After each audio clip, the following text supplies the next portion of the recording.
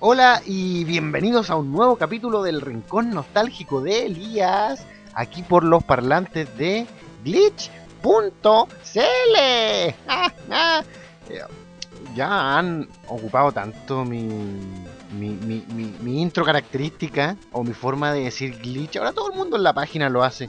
Qué horrible, me quitaron lo que me hacía especial. Te maldigo, Paulo, y a ti, Chris. Eh, no, una broma, los quiero. Eh, el capítulo de hoy, como se habrán dado cuenta por el tema principal, aunque no creo que muchos de ustedes conozcan el temita que sonó al principio del podcast. El temita que sonó al principio del podcast era la pantalla de título del juego Boulder Dash 2, un juego que salió para muchas consolas, entre ellas Atari. Ese es el tema del podcast de hoy. Hoy vamos a hablar de el Atari. Tanto, bueno, un pequeño recorrido, ya que estos podcasts definitivamente tienen que comenzar a durar un poco menos, ya que mientras más popular se volvió el podcast hubo un público más diverso, y al parecer el público más diverso no disfruta un podcast de una hora, así que vamos a intentar bajar la duración de estos. Cosa que no ayuda mucho si comienzo a divagar cada vez que hablo. Bueno, en el podcast de hoy vamos a hablar de Atari, tanto de la empresa un poco como de algunas de sus consolas, y por supuesto desde un punto de vista nostálgico, haciendo hincapié en los juegos que jugué y que recuerdo que en el fondo son los más populares. Atari es una empresa que desarrolla juegos y consolas. Una empresa que ha pasado por muchos dueños. La empresa que actualmente maneja el nombre de Atari fue fundada en 1993 bajo el nombre de GT Interactive y fue adquirida por IESA en 1999, que cambió su nombre. Ahora esta empresa cambió su nombre a Infogames. Infogames compró Atari, el Atari original, a Hasbro, la que a su vez Hasbro había adquirido Atari de GTS, que era una empresa que desarrollaba disquete. Es que el Atari original, o sea, pues, acabo de decir que la empresa Infogames, la empresa de la que le estaba hablando era Infogames, son los dueños actuales de Atari.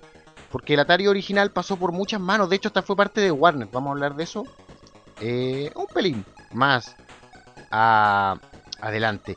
Pero Atari fue la primera empresa, fue pionero en la fabricación y la venta de juegos de arcade, consolas caseras y de PCs, computadores personales. Y fue un líder de la industria hasta principios de los mediados de los 80, cuando lentamente comenzó a decaer. Si hubo un momento en los que Atari fueron reyes, fue finales de los 70 y la primera mitad de los 80. Luego no se la pudo, lamentablemente, con sus grandes competidores y tomó un par de malas decisiones de las que hablaremos después. Oye, después en el otro bloque, supongo, vamos a hablar de mi aproximación personal con los Atari, de cómo una vez más el primo Carlos está involucrado. Espero que escuche este capítulo, a pesar de que está un poquillo enojado conmigo porque lo dejé plantado para el 18 de septiembre. Pero este capítulo va dedicado al gran primo Carlos. Atari está presente en el mundo de las consolas desde su inicio, con consolas como el Atari 2600, conocido también como la VCS, Video Computer System. También, como dije antes, Atari fabricó computadoras de 8 bits, el Atari 400, 800 y la serie XL y XE. Atari 65XE fue el Atari que yo tuve. No, yo no tuve la consola, esa consola como con terminaciones casi como en madera, con joystick. No es yo no tuve esa consola Atari, yo tuve el computador personal, el, el 65XE de 8 bits, que en el fondo también se conectaba a la tele. Atari también se metió en el mundo de las computadoras, perdón, de las consolas de 16 bits. Con Atari ST intentó tener lanzó una portátil, Atari Lynx, Y luego vino el gran desastre de Atari, como que su última incursión en el mundo de las consolas, que fue el ninguneado por la humanidad completa, Atari Jaguar, Atari Jaguar. No, no, no voy a poner un efecto sonido de Jaguar después, yo mismo voy a hacer el ruido. No, no salió, ¿cierto?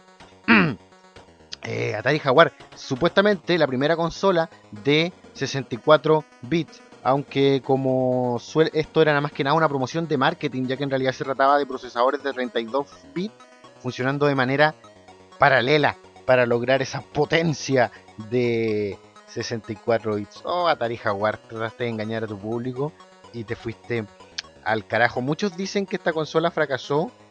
Bueno, primero porque no se la pudo con sus competidores, que era PlayStation y Dreamcast. Lo otro fue que no hubo la suficiente, al parecer, propaganda sobre el Atari Jaguar, pero en realidad era una consola bien fea y... era bien feucha el Atari Jaguar. Para el control parecía una calculadora, no lo entiendo. Pero era más poderosa que las otras consolas de la época, como el Super y el Sega, y aún así no se la pudo. Atari, la empresa fabricante de juegos, fue fundada en 1972, estoy hablando del Atari original ahora, por Nolan Bushnell y Ted Doberty. Es el problema de anotar todo con mala letra, que después no lo puedo leer bien. Pero el tal Ted ni siquiera aparece en Wikipedia, así que no debe ser una persona tan importante. Atari es considerada la fundadora de la industria de los videojuegos como tal, como una industria, ya no como un montón de loquillos estudiando por primera vez la computadora, haciendo cosas en su cochera. No, Atari convirtió lo que eran los videojuegos ya en una industria. Todo esto gracias a Pong. Algunos dicen, probablemente sea cierto, que la versión casera de Pong, que se podía conectar a una televisión, es la primera consola de la historia. Atari, la empresa originalmente se llamaba Syzygy, Syzygy, Syzygy, que es un término astronómico, pero se cambió por Atari, que es una palabra que en japonés significa, es como el peligro de que tu contendor se quede con todas tus fichas. Eso significa la palabra Atari. Malditos japoneses, ¿por qué con una palabra definen un concepto tan extenso? El peligro de que tu competidor se quede con tus fichas. Atari, eso significa la palabra. Además que lo eligieron porque sonaba bien. Supuestamente era una palabra que podía ser recordada en cualquier tipo de mercado. Y ese logo de Atari, que el de la línea del medio recta con las dos líneas a los lados que van curvándose hacia la izquierda y la derecha, ese logo de Atari, ay, búsquenlo en Google, pongan el logo de Atari, lo van a ver, y además tienen que recordarlo si alguna vez tocaron un Atari en sus vidas. Bueno, ese logo se llamaba Fuji. Fuji es el nombre del logo de Atari. En 1976, muy poco después de haber sido fundada en el 72, Atari fue vendida a Warner Entertainment. Resulta que Atari, con todo esto de la producción de juegos, llegó a ser una parte muy grande de los ingresos que comenzaron a entrar a Warner. Entonces, ayudaron a que se convirtiera en una de las empresas con el crecimiento económico más rápido. En la actualidad, bueno, después de eso, Atari compitió con una consola, ya llegaron los 80 y Atari compitió con una consola de Mattel, y hasta ese entonces todavía le iba bien, hasta que el mercado se llenó. Ahora no solamente estaba Atari, estaba Nintendo, estaban todos los competidores, cada loco hacía juegos, comenzaron a salir los clones por cada juego original y con licencia que sacaba Atari, venían más clones, y ahí la empresa comenzó a pasar de mano en mano, pasó por las manos de Hasbro, y ahí ya se empezó a perder, pasó, como dije, por las manos de esta gente de JTS, que que eran fabricantes de disquete. Y ahí Atari ya no tenía nada que hacer. De hecho, pasó también otro de los pésimos momentos de Atari con el juego ET. Se dice que a principios de los 80 Atari como que tomó todas las copias de ET, los fracasos, entre ellos las grandes copias de ET que no se habían vendido, y las enterraron como en un terreno baldío y lo llenaron con cemento para que nadie nunca lo viera, junto con todas las consolas y todos los computadores de Atari que no habían podido salir a la venta. Pobre gente de Atari, cómo les destruyeron su nombre, cómo los ningunearon. Yo no creo que hayan enterrado esas cosas bajo la tierra. Como dije, fue el gran primo Carlos el que me introdujo al mundo de Atari. Yo era un pequeño nene allá por ya no era la época de Atari propiamente tal, allá como por finales de los 80, y este hombre tenía un Atari. Entonces, él tenía el XE130, que era un modelo superior al que tuve yo, el XE65. Entonces, mi madre, que me veía sufriendo porque el primo Carlos no me prestaba su Atari, le pidió al primo Carlos que le ayudara a elegir uno y me lo compró. Y me compró el Atari 65 XE. Al parecer, según el primo, yo no me merecía tener la misma consola que él. Así me compró, o sea, eligió y le dijo a mi madre que comprara la que era inferior. Y venía con una disquetera. Y ese es como el gran tema. Cada vez que alguien va a la nostalgia y empieza a hablar de Atari, se acuerda de la disquetera y de retroceder las 3 vueltas de contador cuando se cargaban los juegos, porque los juegos se cargaban como en tiempo real mientras avanzaba la cinta a un cassette. Generalmente eran como, ponte tú, 100 vueltas de contador o 120 vueltas de contador que tenía que dar un juego para cargar. Y a veces cuando había un error había que retroceder 3 vueltas, apretar Start y Option y Play, y el juego volvía a engancharse y seguía cargando. Algunos juegos, gracias al Dios en quien no creo, traían opciones para esperar, para ver mientras esperaba la carga de un juego. Por ejemplo, jugar Pong. Jugar Pong mientras se cargaba un juego. Era curioso porque a veces ver cómo se cargaba Pong, jugar Pong mientras se cargaba el juego era más divertido que el juego en sí.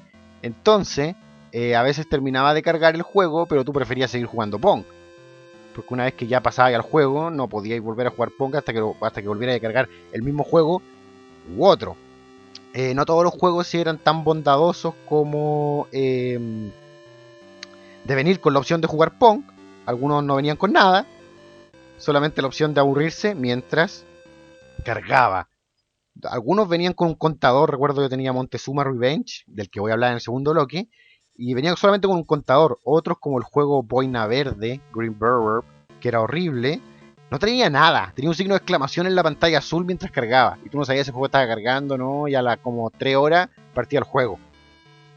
En fin. Oye, pero Atari, a diferencia de lo que el público masivo y más que no sabe nada de videojuegos podría pensar, Atari sigue existiendo.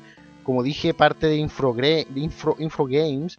Son dueños de la franquicia de Dragon Ball y de Dryburn. También hacen juegos de viaje a la estrella. Y fueron los que nos trajeron probablemente el mejor juego de los cazafantasmas que se ha hecho en la historia. El último juego de los cazafantasmas. El último juego de los cazafantasmas. Un gran juego, y como dije, el mejor juego que se ha hecho en la historia de esa franquicia. Curioso, Atari nos trajo a la vez el peor juego de los cazafantasmas, que fue su primer juego de Atari, y a la vez el mejor juego de los cazafantasmas, que es el último que se lanzó. Oye, en pos de que, como dije, estos podcasts van a comenzar a ser más cortos para que todo el público con déficit atencional los disfrute, vamos a ir con el tema musical. Este es el tema musical, el tema central, es parte de la banda sonora. ¿Está bien llamarlo banda sonora? No sé. Es parte de los las tonaditas de 8 bits que suenan en el juego de Popeye, uno de mis favoritos de Atari. Disfrútenlo y seguimos luego en el rincón nostálgico de Elías por los parlantes de... ¿Saben qué? Mi voz está súper mal, pero igual lo voy a hacer. Glitch.cl.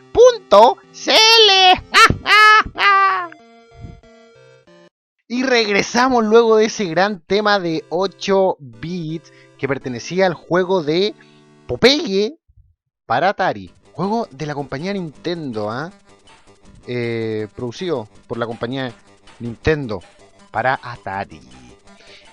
Habían varias formas de cargar los juegos en Atari. No todos eran de la gran... No todos se cargaban gracias a la disquetera. Atari también contaba con una disquetera. Eran unos disquetes, no como los que conocieron más actuales. Eran unos disquetes más largos y como más frágiles. Eran como una hoja de papel, de hecho. También estaban los cartridge.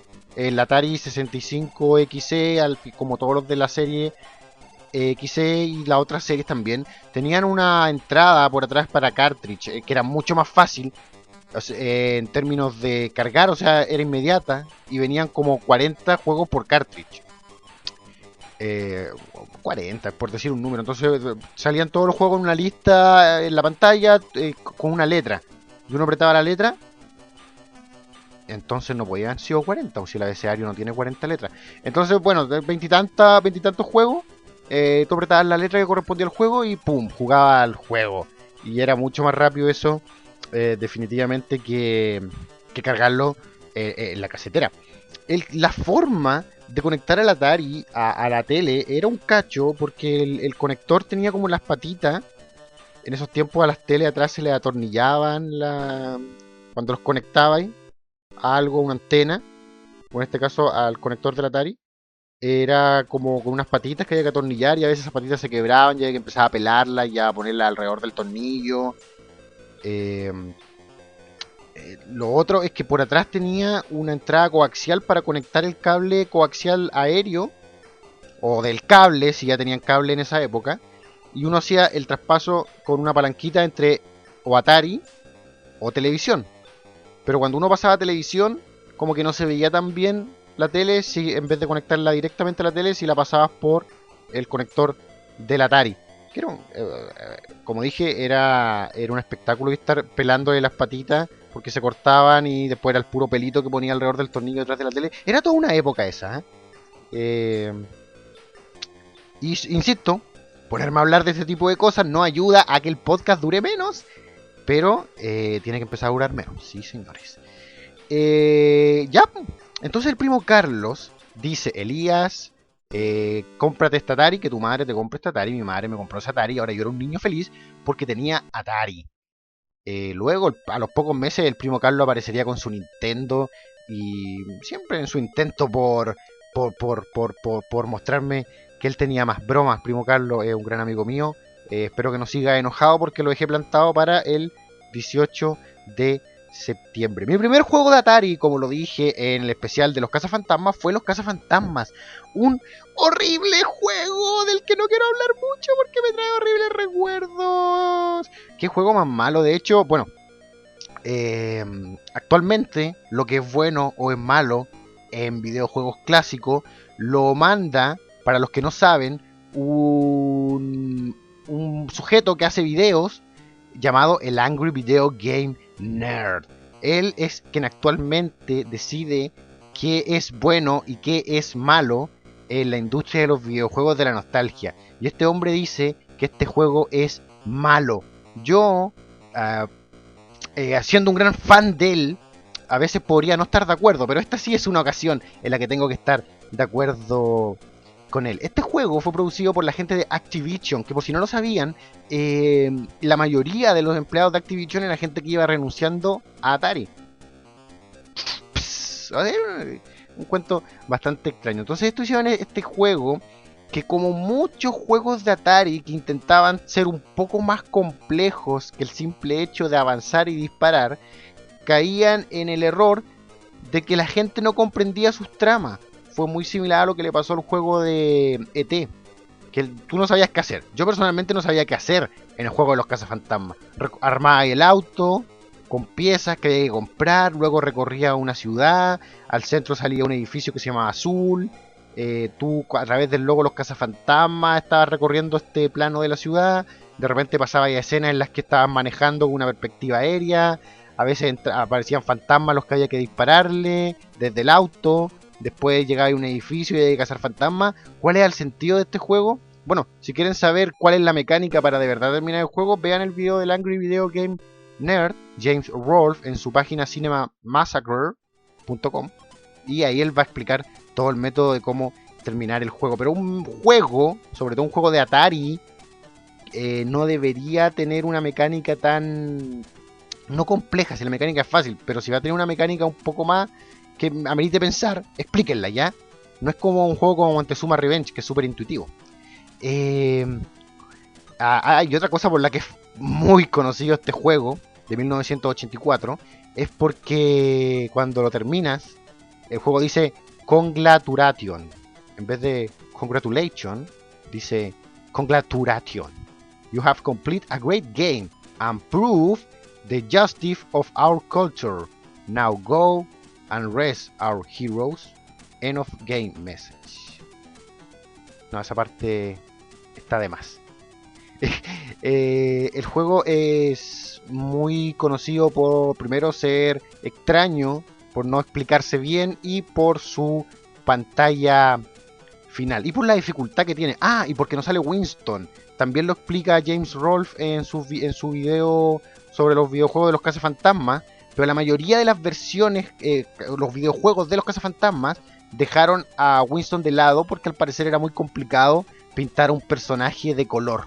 Así que solamente mantenían a los cazafantasmas blancos. Oiga, el racismo en la industria de los videojuegos me da asco. Otro juego, mira, mi primer cassette de Atari venía con 6 juegos, muchos de los cuales quedaron olvidados en mi memoria. De hecho, los juegos que se me olvidaron fueron los del lado B. Los del lado A los tengo muy claros. El primero fue Los Cazafantasmas. El segundo era Mario Bros. Cuando yo leí Mario Bros. Y mi primo Carlos leyó Mario Bros. En el cassette, jurábamos que se trataba de la versión de Nintendo, pero en realidad no, se trataba de la versión de arcade de Mario Bros, que era este juego que luego siempre ha salido como extra. De hecho sale como extra en Mario 3, cuando jueguen Mario 3 ahí no sé, Mario All Star, viene como extra esta versión de Mario, del arcade de Mario y Luigi, están como en la alcantarilla y van saliendo tortugas y abejas y una especie de alacranes o apacoras, no sé, jaiba de las cañerías y bolas de fuego, y Mario tienen que pegarles por abajo, golpear como los distintos niveles, los pisos para para dar vuelta al personaje que va pasando por arriba, la tortuga o lo que sea, y luego patearlo. Y hay un bloque que es Pou, como un juego competitivo entre Mario y Luigi, el que tiene más puntos gana. Ese era el Mario que venía en, en el cassette del Atari, ese arcade de 1983, que también era de la gente de Nintendo y también era de Shigeru Miyamoto.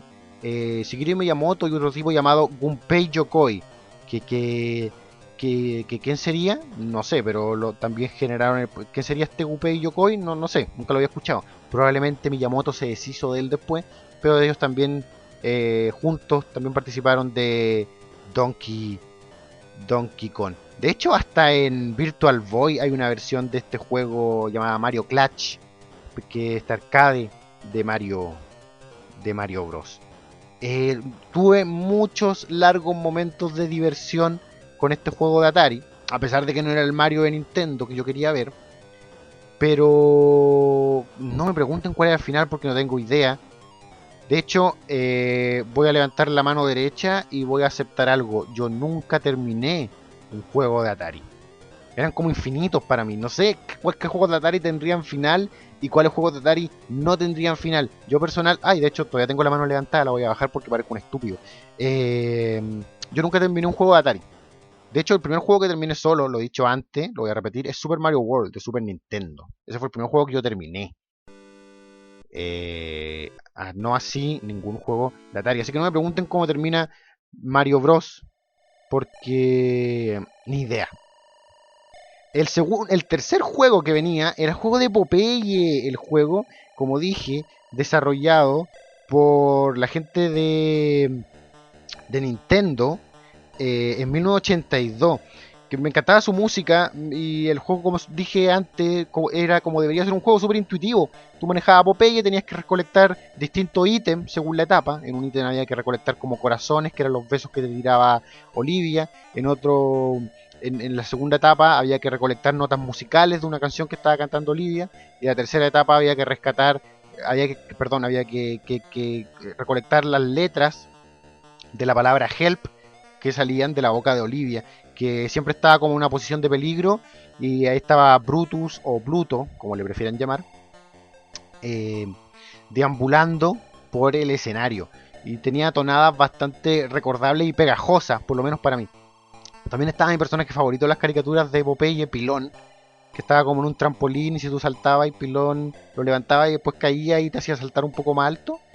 Bueno, como dije, en cada etapa había que recolectar una cierta cantidad de ítems para pasar a la siguiente. Etapa 1 era como. Etapa 1 era. Se supone que era un puerto.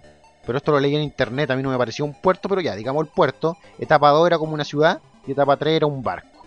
Entonces había que recolectar todos los corazones en la etapa 1. Todas las notas musicales en la etapa 2.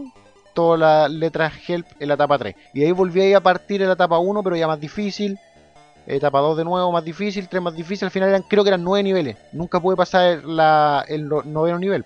Nunca pude pasar la tercera etapa por tercera vez. Supongo, espero que esa haya sido la última etapa. No me imagino que el juego haya seguido después de eso porque era demasiado difícil para mí. También estaban los... Había una lata de espinaca, una supuesta lata de espinaca. Al final era un cuadrado que salía en una esquina nomás. Y estaba la melodía de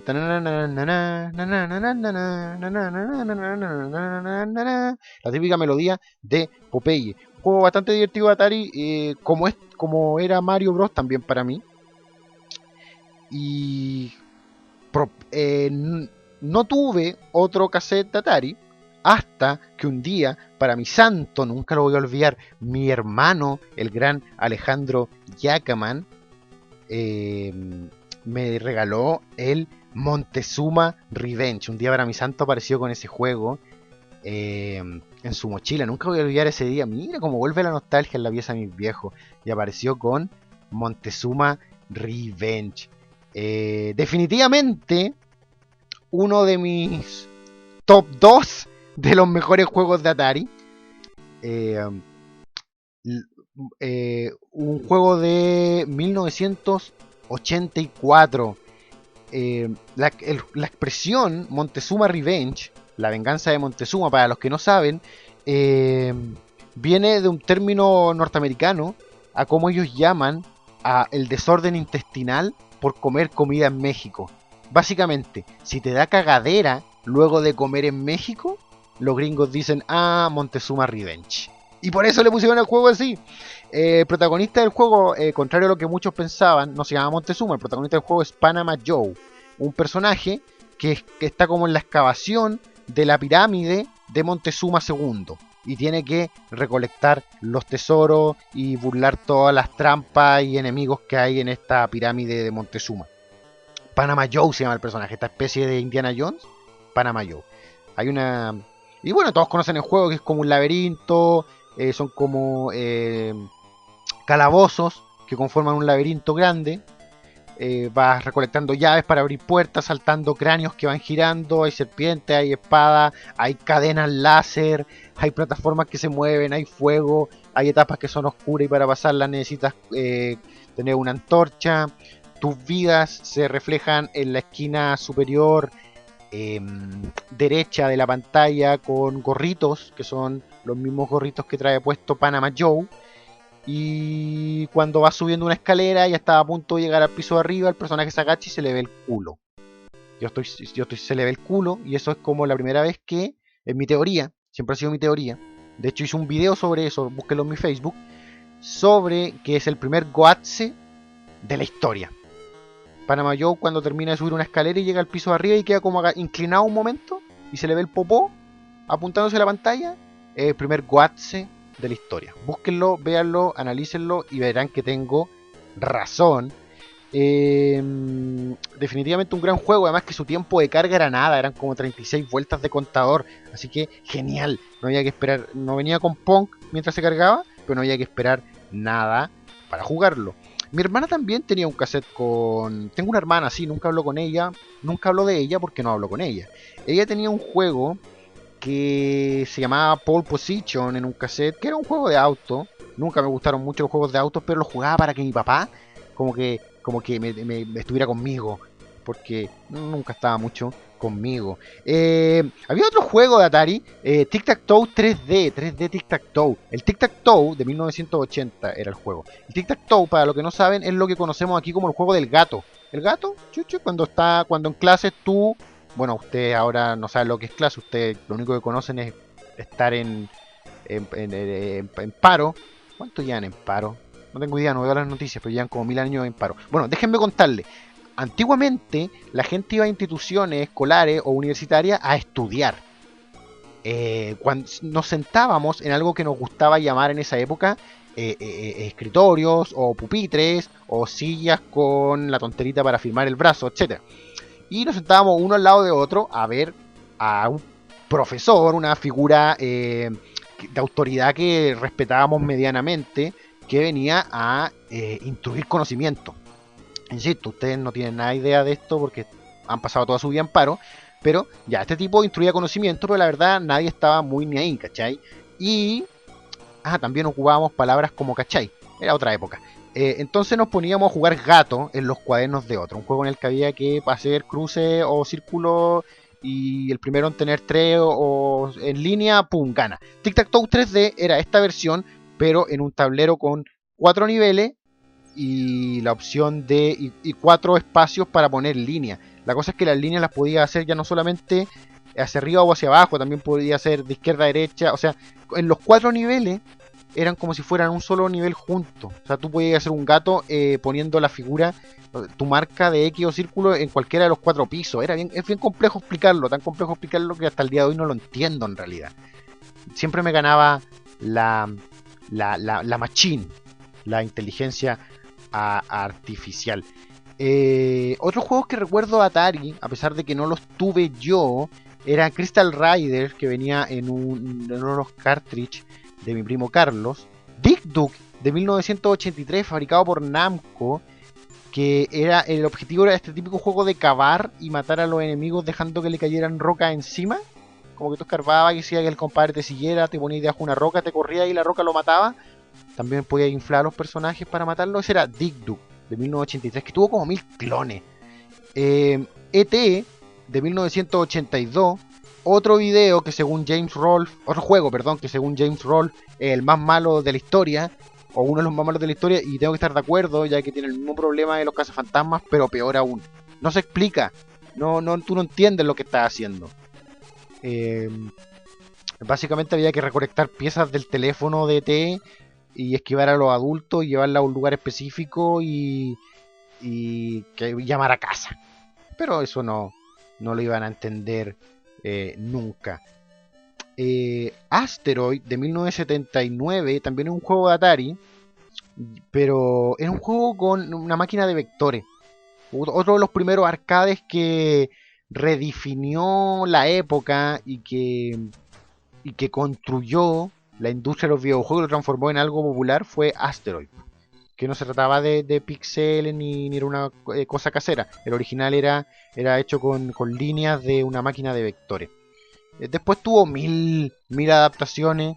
Asteroid, hasta el día de hoy creo todavía hay port de Asteroid. Estaba haciendo un poco de memoria, también jugué Pitfall. ¿Jugaron Pitfall alguna vez? A mí, yo no sé cuál era el amor con Pitfall, yo lo odiaba. De hecho, creo que lo dije en el primer capítulo del Rincón Nostálgico de Elías, que yo encontraba que el juego del libro de la selva, que también odio, era similar al juego de Pitfall, de 1982. Juego que nunca me gustó, me encontraba muy lento, el personaje era muy grande, no sé, algo netamente personal. Oye, y llegué al momento del Rincón Nostálgico que no quería llegar, ya que para mí hay 3 grandes juegos en Atari, no 2. Montezuma Revenge, el que voy a decir ahora, que me da vergüenza, y el que voy a decir que para mí es mi juego favorito de Atari, que lo voy a decir después. Pero ahora, ya, si Montezuma Revenge es para mí el tercer mejor juego de Atari, el segundo mejor juego de Atari, que me da mucha vergüenza, es Saxon, de 1982. ¿Por qué me da vergüenza? Porque tengo que aceptar, mientras me muerdo la lengua, que fue desarrollado por la gente de Sega. Los mismos tontos que trajeron Echo de Dolphin son los desarrolladores de Saxon, un juego que me encanta y me encantaba cuando niño, principalmente porque yo decía que se llamaba Sexon y me reía, pero con el tiempo maduré. No, mentira, Saxon. Ya. Saxon es un juego que simula el 3D, un juego de aviones, de un avión específicamente, que va recorriendo como una especie de fuerte, como un avión que va dentro de una estructura y va avanzando izquierda a derecha, pero un poquito corridito hacia arriba. Va entre, digamos que una simulación del 3D, un juego muy divertido. Es como el típico juego de aviones, de ir esquivando a los enemigos que te disparan, vienen otros aviones, hay torretas en el suelo, hay distintos, atacan por todos lados, pero la simulación 3D, después de haber jugado juegos como ET, que es del mismo año, ambos son de 1982, o juegos como Dick Duke del 83, o Mario Bros del mismo 83 también, juegos planos, jugar un juego como Saxon que está simulando el 3D, wow, wow, para mí me voló la mente. Eso y el Saxon, pero me voló la mente y me traía horas y horas de diversión. Según leí, fue el primer juego en ser promocionado en la televisión y uno de los primeros en traer el concepto de sombra, que en el juego era muy importante, porque a veces para darte cuenta si estabas volando muy alto o muy bajo, la sombra te ayudaba más. Como dije, uno de mis favoritos, que desgraciadamente estaba en el cassette de mi hermana, que nos habían comprado, no en mi cassette de juego, pero ahí ya al final yo jugaba. Y luego viene mi gran favorito eterno de los juegos de Atari, con el tema musical que decidí partir este podcast. Es Boulder Dash 2, un juego que la mayoría de ustedes muchos de ustedes no deben conocer, la mayoría debe conocer Montezuma Revenge, y se debe sorprender que yo no ponga Montezuma Revenge como el primero, pero yo la verdad prefería Boulder Dash 2, juego de 1983, mismo año en que nací, programado por Peter Liepa. Nunca voy a olvidar esto porque la pantalla principal de Boulder Dash tenía una de las pantallas, una de las intros con mejor gráfica que yo había visto en mi vida, y decía Boulder Dash 2 by Peter Liepa, y es un nombre que jamás voy a olvidar. Peter Liepa, no sé nada de Peter Liepa, donde quiera que esté, quizás esté muerto, quizás esté en la cárcel, no sé. Gracias por fabricar el juego que más me divirtió en la historia de Atari. En este juego tú manejabas a un personaje llamado Rockford, que tenía que ir escarbando en la tierra y buscando diamante.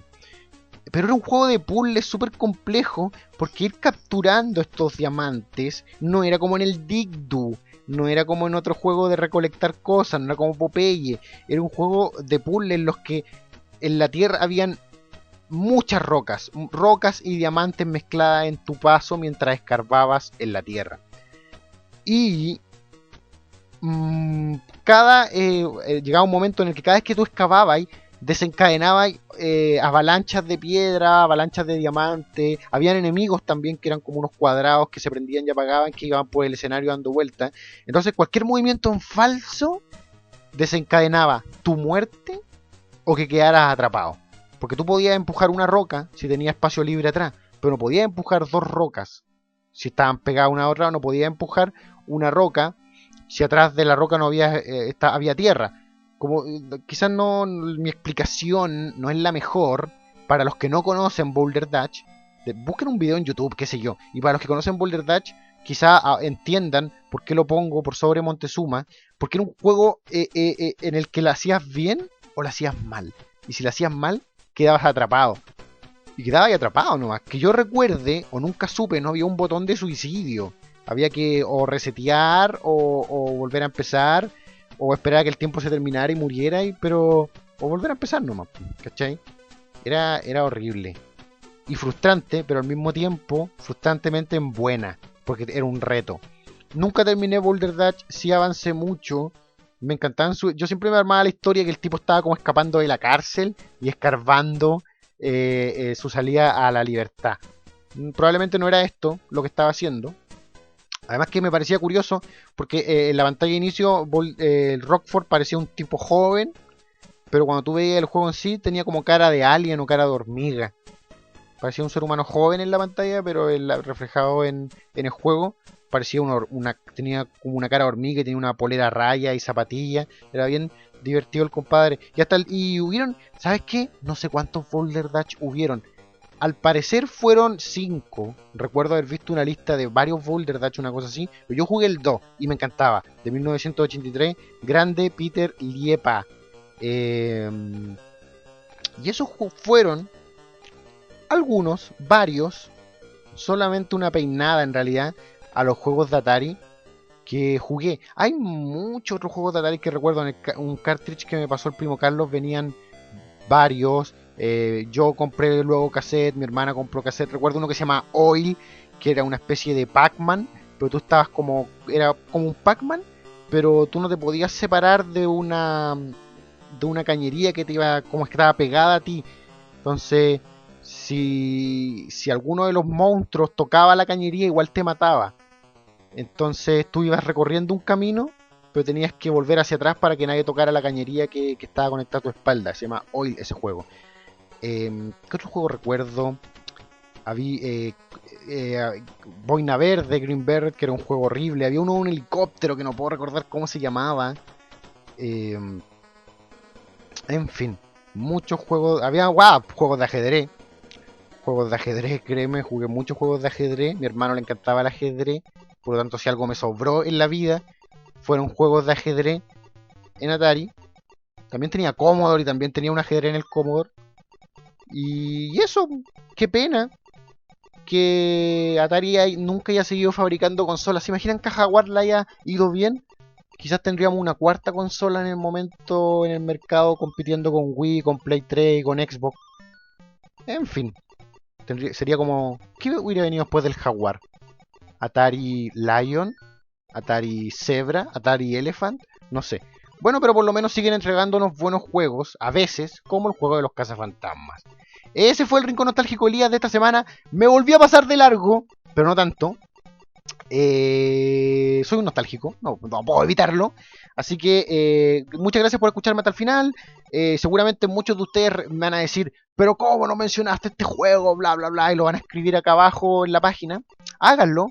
Si no lo mencioné, porque mi memoria es frágil y porque créanme que jugué muchos juegos que no recuerdo cómo se llaman. Recuerdo uno de carreras de auto en los que era perspectiva desde arriba, en los que tú podías construir la pista. Recuerdo uno que era como el Dig-Doo pero con una hormiga. Que seguían osos hormigueros, pero los osos hormigueros eran del mismo porte de la hormiga. Recuerdo tantos juegos de auto, que eran todos juegos de auto de la Fórmula 1. Nunca me gustaban las carreras de auto. Había juegos de fútbol, había juegos de karate, Kung Fu Master, Ninja... No me acuerdo, Ninja cuánto. Había uno de un perro que tenía que competir con otro perro porque no agarraba un hueso y había un auto que cruzaba la pantalla de repente y te podía matar. Había uno de 2 gorilas tirándose banana. En fin, tantos juegos de Atari que no recuerdo el nombre. Quise ir a los que más significaban algo para mí. Espero que lo hayan disfrutado. Escriban abajo lo que opinan. Y síganos escuchando aquí. Síganme escuchando a mí, en realidad. Aquí en el Rincón Nostálgico de Elías. Por los parlantes de... Ay, ya no estoy joven como para hacer esto. Glitch.cl